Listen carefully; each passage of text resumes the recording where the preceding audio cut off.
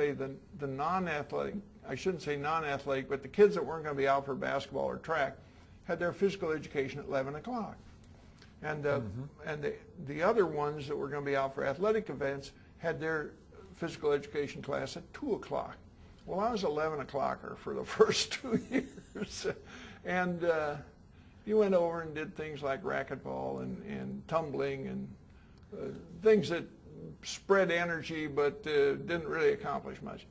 And by went over, this is over at the University Coliseum. At the Coliseum, yes. That was our home facility.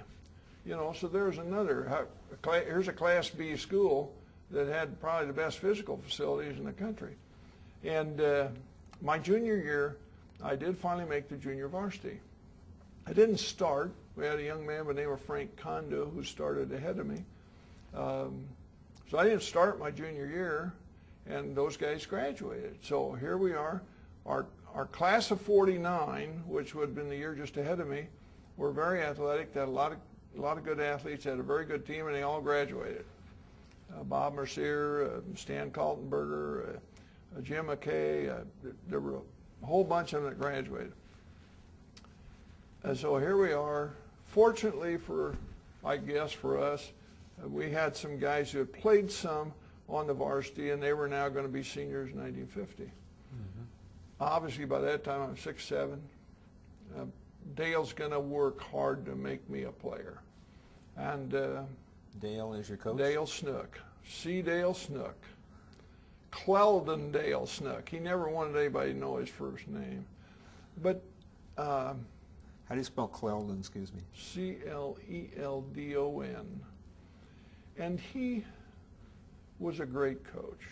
He proved that in the 20 years that he was full-time here, from 1947 until 1967. He had multiple state champions. He was a competing team always from the early 50s on.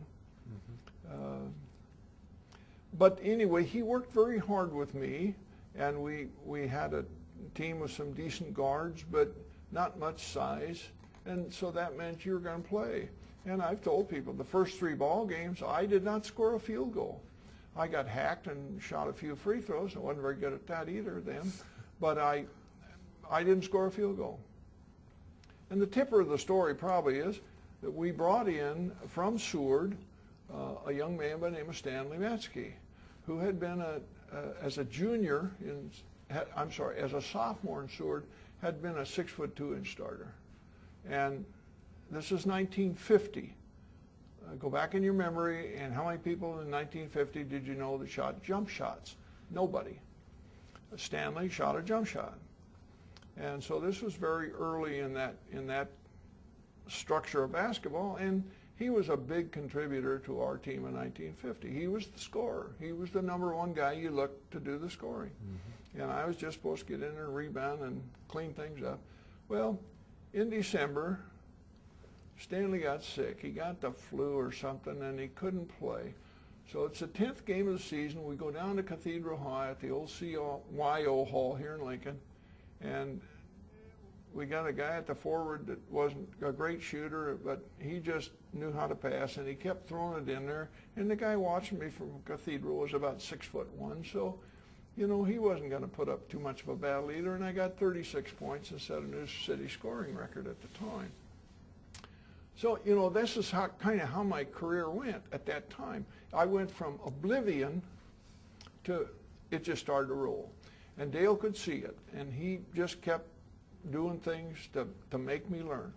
I probably was born a natural left-hander, converted to a right-hander, so I could do a lot of dexterity things with my left hand. So it wasn't too hard to teach me to use my left hand, which a lot of kids couldn't do then. And that led to, you know, 16, 18 high school games, experience. I came out of high school in 1950, not really knowing what I was going to do. But by that time, Harry Good, who was then head coach at the University of Nebraska, had made an approach and said, why don't you come to Nebraska? Harry didn't believe that Lincoln students should get scholarships. They lived at home. Why did they need a scholarship? So I didn't get a scholarship, but that wasn't too much of a hardship. In those days, tuition was $80 a semester. It was a hardship, but it wasn't a killing hardship. Yeah. Because in those days, my dad probably only made about $2,000 a year. And so my mother was going to see that I got educated, and that was that. But when we think back, we were poor. We just didn't realize we were poor. We had clothes and we had food, and that's all that you needed, really.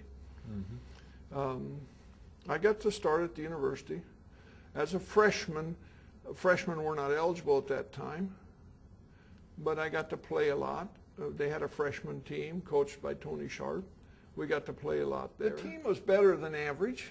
I'm going to say I'd have to look in the book for the actual score. We won our share, but I've thought back after I looked at the book, I thought, my God, we played some really dinky little schools. we did play Waverly, I'll admit that, and that wasn't a dinky little school, but we played Garland, Malcolm, Milford. We were probably Cathedral, which later on became Pius. Right. You know, I'm sure it was hard to schedule for Dale. Right. We played a lot of games on the road because the issue of scheduling the Coliseum, you had to play your game in the afternoon, and some schools didn't want to play in the afternoon. The district, I can remember we used to go to York and play the district there. We were beat in the finals of the district, so we didn't make it to the state tournament in 1950. We were beaten in the finals of the district by some kid in a double overtime that threw one in from the half court and crushed us. But some of the makeup of that team showed up in 1951, because a lot of that team was class of 50 who had one more year, Stanley Matsky, Mike Stubbs, you know, guys like that who had a lot of talent who were class of 51. Ben Meckel came from Milford. He had been an all-stater at Class C Milford, and at 6'4", proved to be just what they needed in the middle to replace me, and they were very successful, and they went to the state tournament. They didn't win it, but they went to the state tournament in 51. But that was kind of the start of Dale's run at state tournament action, because he was back again in 54 with a championship team. He was in the state tournament in 55 with the bunch of kids I talked about, and that was Dale. Yeah. He knew how to teach. He knew how to coach. Yeah, he was a BSer, and yeah, he was aggressive, but he was also very successful at what he did. Great. And he was, for the most part, he was friends with you for the rest of your life. We didn't have a bus. It wasn't like we all went to the game in a van or a bus. We'd have the pre-game meeting, and he'd say, okay, whose folks can drive? And you held up your hand if your folks would drive. So if my folks would drive, I would ride with my folks, maybe one other guy, and we could take a girl along. You could take a girl along as long as she was with the folks. But you couldn't drive your own car and the girl. You had to be riding with the folks. I see. So we had a lot of that. We traveled, you know, maybe in a 50-mile radius, and the parents had to volunteer to drive. No school facilities. Yeah.